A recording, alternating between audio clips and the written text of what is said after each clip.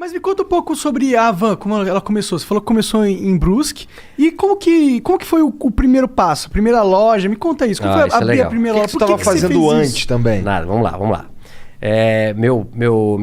Meus avós foram operários numa fábrica. Meus pais foram operários numa fábrica. E eu fui operário na mesma fábrica durante 7 anos. Eu me lembro que na nossa época, eu tenho 58 anos de idade, né? E na época todo mundo entrava com 14 anos de idade a trabalhar, que também não morria ninguém.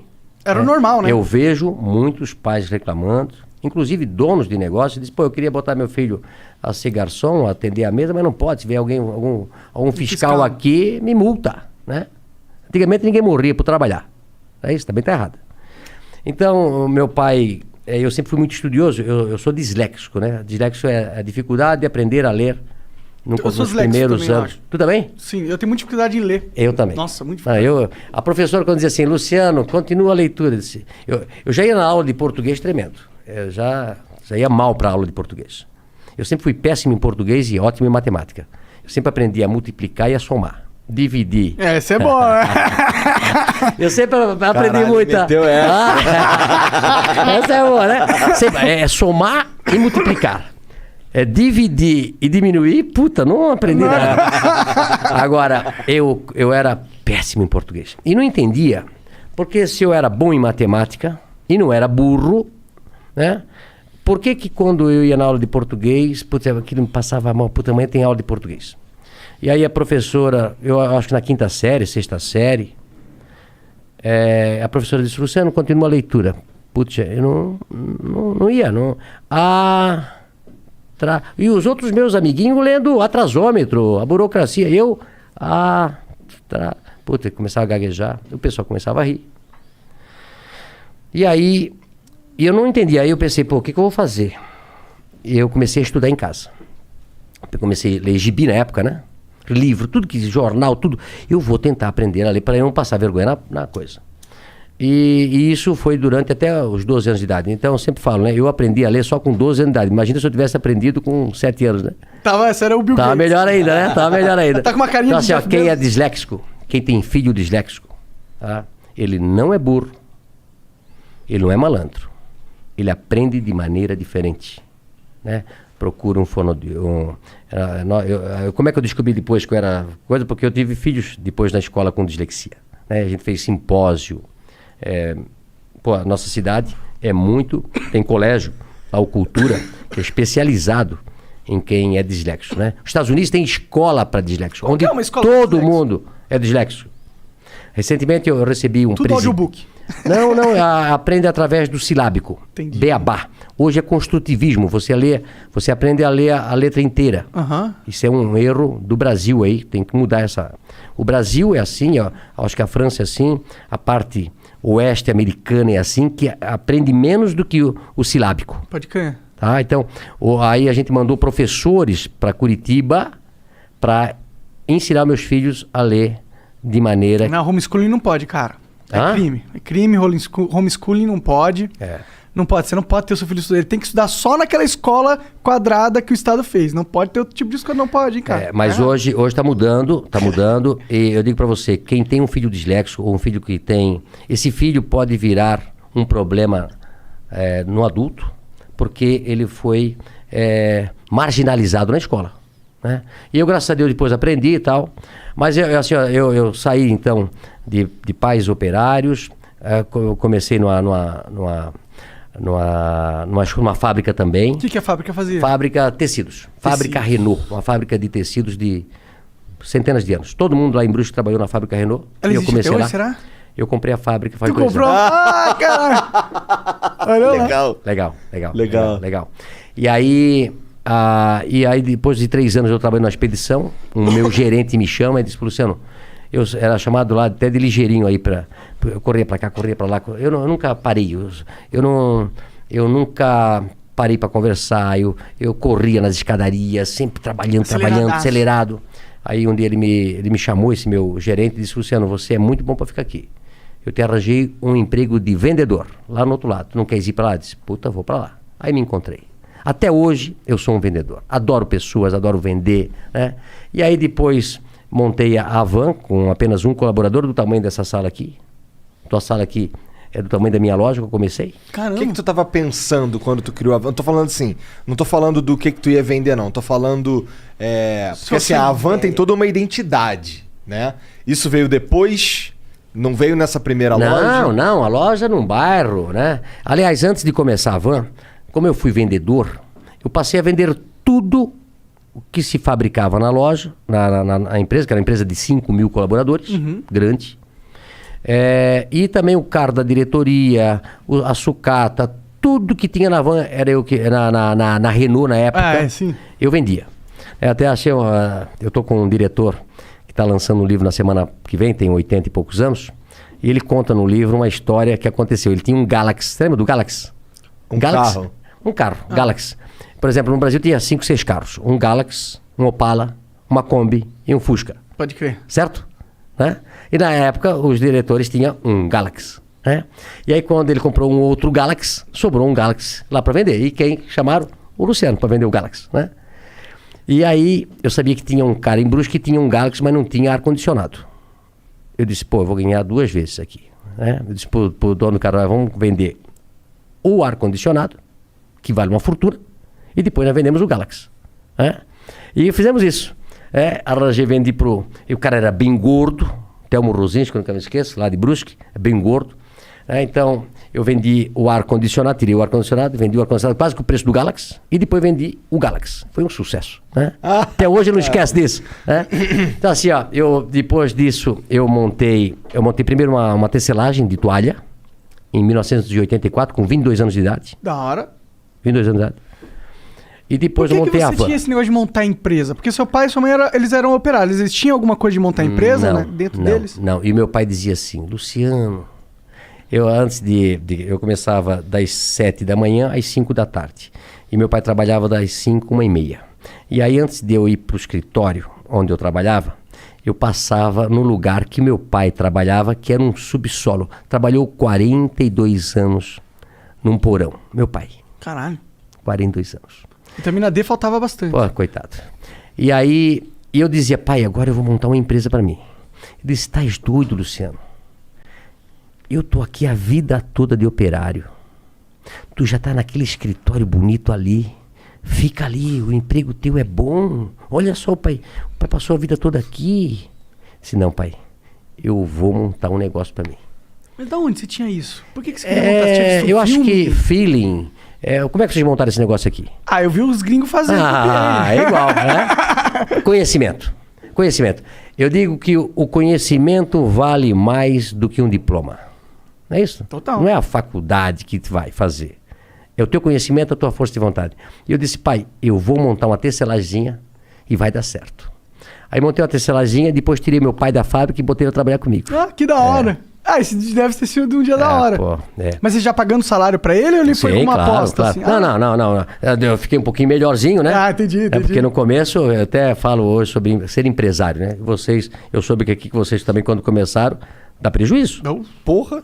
2 anos de prejuízo. Tu começa, não tem hora pra trabalhar, não tem dia pra trabalhar, não paga hora extra pra gente, e muitas vezes dá prejuízo. E muitas vezes você quebra e perde tudo que tinha.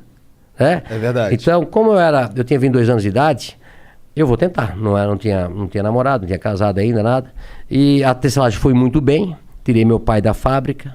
E aí depois, 2 anos depois, montei a Van. 1986, com 24 anos. Eu e Vanderlei. A Van. Hang e Vanderlei. Um sócio que eu tive durante 5 anos. Entendi. Mas o que aconteceu com a tecelagem? Ela cresceu? Não, aí a vendeu? tecelagem trabalhei durante até 90 e pouco, uns 10 anos. Tendo a Van junto. Junto, né? Entendeu? E depois eu vendi a tecelagem. Entendi. Quem que era esse seu sócio aí do começo? Vanderlei. Quem que... Era um supervisor de vendas que trabalhava comigo na Renault. Entendi. Aí ficamos 5 anos juntos, separamos, ele tem a empresa dele hoje e a Van continuou. Pode crer, ele meio que comprou tua parte, é isso? Não, não, na realidade a gente dividiu, ele fez a Vantex e eu continuei com a Van. Pode crer. O que faz a Vantex? A Vantex vende tecido ainda hoje. Entendi. Pode crer. E aí, como que foi essa primeira loja? imagino que deve ser legal pra você ter um negócio físico, receber clientes. É diferente da tecelagem que você fazia antes, que é negócio pra empresas, né? A tecelagem você vende pra alguém vender, né? Isso. E também é engraçado o seguinte, olha só. Eu comecei a tecelagem fazendo tecido para roupa de cama. E aí um dia eu fui vender a roupa de cama para um atacadista. Fui eu e meu pai, pobre, sem dinheiro, precisava vender aqueles paninhos para poder comprar fio. No começo assim, eu tinha um Fiat amarelo ovo, 4 pneus quadrados, não tinha dinheiro para comprar. Na época era câmara de ar, né? Furava, o pneu já gastou todo. Ele solta a cinta, um pneu velho, quando ele está tudo gasto, ele solta a tinta e começa a sair os ferrinhos para fora. É isso? Eu tive carro assim. Um Fiat amarelo, 147. E aí eu fui vender as pecinhas com meu pai. E aí eu cheguei lá nesse lugar e o cara disse, olha, eu pago R$10 essas tuas pecinhas de pano aí. E o preço era 20. Eu disse, pô, mas o meu custo é 20, eu não posso vender por 10. Não, mas é o que eu pago. Tá bom, vendi as pecinhas, precisava de dinheiro. Aí falei pro meu pai, passa esse trabalho todo, tem que comprar fio, tem que fazer o pano, tem que tingir tudo. Aí me custa 20. Eu venho daqui e venho vender por 10. Aí o cara pega por 10 e vende por 100. Eu disse, meu negócio não é fazer tecelagem, meu negócio é botar uma loja. E montei a Van por isso. Tu acredita? Faz sentido. Falou, pô, vou entrar na linha que ganha mais. A Van cresceu com muito mais velocidade, né? E aí de uma loja de um funcionário, comecei com um funcionário, passei 3 anos depois para uma loja de 3 mil metros quadrados, e depois era tanto movimento que a gente fez a primeira Van com a fachada da Casa Branca. Mas, pô, me conta um pouco mais sobre a primeira loja. O que você vendia exatamente nela? Nós montamos a primeira loja e nós vendíamos tecido, em metro, tecido. Tecido em metro. Tecido. Como eu era vendedor de tecido, né? Aí eu montei a loja de tecido, e aí Brusque se tornou um polo de confecção, ainda é hoje. Hoje, Santa Catarina é o maior polo têxtil do Brasil, passou São Paulo. O maior produtor têxtil do Brasil é Santa Catarina. E nós, lá na época, em 86, montei um atacado para vender para confecções, que começaram a vir ônibus para nossa região para comprar. Por isso que eram vários ônibus. Isso. Entendi. E aí a gente começou a vender tecido naquela lojinha, aí montou a loja de 3 mil metros, depois montamos uma loja... Essa de 3 mil metros era o quê? Só tecido também? Só tecido também. Aí depois comecei com cama, mesa e banho. Aí fiz a loja de 8 mil, aí quebrou uma empresa próxima, a gente comprou. Aí quebrou depois um shopping e hoje nós temos 55 mil metros quadrados. É a maior loja do Brasil. Talvez a maior loja da América Latina. Que da hora. Tem 3 salas de cinema, 2 praças de alimentação. Nossa, é um shopping. É um shopping, literalmente. Só que você compra tudo num só lugar, né? Como vocês conhecem lá de Curitiba. Quando que deu esse pulo de tecido pra ter tudo, móvel, talher, roupa? Isso foi aumentando a loja, a gente foi escutando os clientes, aí começamos a botar cama, mesa e banho, aí começamos a botar tapete, aí depois... olha só como é que as coisas. Aí começa a namorar com a Andréia, aí foi passando os anos, ela vai ficar louca comigo que eu vou falar. Vai, eu quero ouvir agora.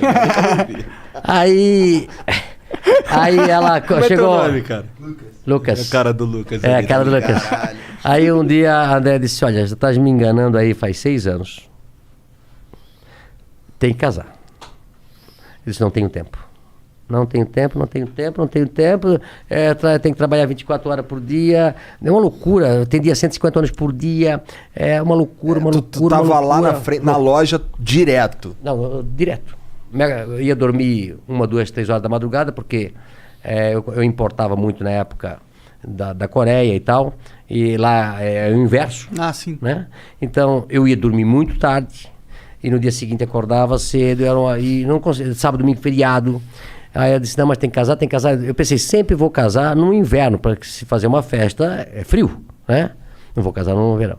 E foi a dar um jeito de nós casar em dezembro. Que é verão. Verão pra cacete. Né? E aí casamos e eu, por sorte, tinha escutado um senhor me falar que um lugar lindo, maravilhoso era a África do Sul. Aí marquei a viagem para a África do Sul, casei no sábado, fui para a África do Sul no domingo, cheguei na segunda e voltei na sexta. Ou seja, fiquei 3 dias na África do Sul. Lua de mel rapidinho. Mas lá era o hub na época, de todos os aviões que iam para o Oriente. Para Coreia, para Taiwan, para Hong Kong, para China. Isso 2005. 95. Vai fazer 26 anos de casado. Aí eu comecei a conversar com outro, eles falando loucos, dizendo quanto custavam os produtos lá. Centavos. Eu disse, não é possível. Liguei para Brusque e eu estava sentado lá no coisa. Marca uma reunião para segunda-feira às 8 horas da manhã que arranjei um outro negócio. Ou seja, o casamento foi um ótimo negócio. Eu digo isso pra ela, fica louca. Que bom, Até na hora de casar eu arranjei o negócio. Isso daí foi quando... Esse negócio era conversando com os caras lá. Porque eles tinham os com as pessoas que... lá. Os aviões chegavam do mundo, paravam na África do Sul, fazia o transbordo, ficava esperando outro avião e iam pra lá. Aí eu disse, eu cheguei e avisei pro pessoal, já disse, olha, prepara uma reunião, segunda-feira, eu vou fazer uma loja de importados. Avan, o Paraguai é aqui, né? Isso era dezembro. Dezembro eu fui pro Paraguai, via mais ou menos o que eles vendiam lá. Janeiro já fui para Las Vegas, tem uma feira de importado, tinha lá. E no ano seguinte já fui no mês seguinte já fui para China, para tudo quanto é lugar. E aí começamos a importar produtos importados na época, que o dólar estava muito defasado. Mas foi um sucesso quando a gente abriu. Então eu incorporei todos esses produtos aí que se vê hoje. Foi nessa época aí. Foi do caraca, o cara tirou do casamento a van moderna. Mas tu sabe de uma coisa? O Brasil, eu tenho falado bastante isso, e falo isso para os meus compradores, que nós só devemos importar aquilo que for 30%, 40% mais barato lá fora. Tentar comprar tudo que for possível no Brasil. Nós temos que gerar emprego no Brasil. E sabe por que a gente não gera mais emprego no Brasil? Tem algumas... Por causa dos impostos. Né? Bom, nós temos a maior carga tributária do mundo. O Brasil, na década de 80, de 70, exportava tudo. Exportava louça, exportava toda a indústria nacional, exportava para o mundo todo. E por que nós fomos perdendo competitividade? Lá atrás, a carga tributária era 18, 20, 22, 24. E hoje chega a quase 50% de tudo que a gente produz. Sim. Ou seja, tudo no Brasil é muito caro. E aí os outros países começam a competir com a gente.